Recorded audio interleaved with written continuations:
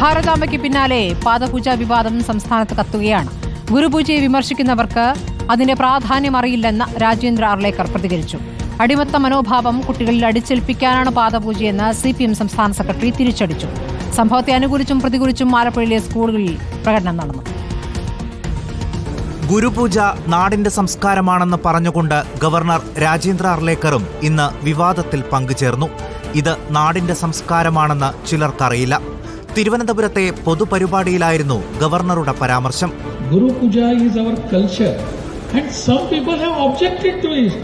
I don't understand from which culture these people are coming. അടിമത്വ മനോഭാവം കുട്ടികളിൽ അടിച്ചേൽപ്പിക്കാനാണ് ശ്രമമെന്ന് CPIM സംസ്ഥാന secretary MV Govindan തിരിച്ചടിച്ചു.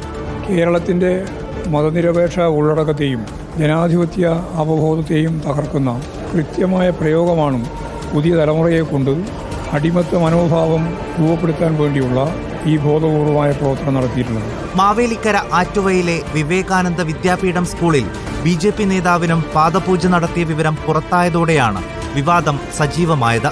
ഇന്നലെ വിവേകാനന്ദം വിദ്യാപീഠം സ്കൂളിൽ DYFI മാർച്ച് നടത്തിയതിന് പിന്നാലെ BJP പ്രവർത്തകരും എത്തി.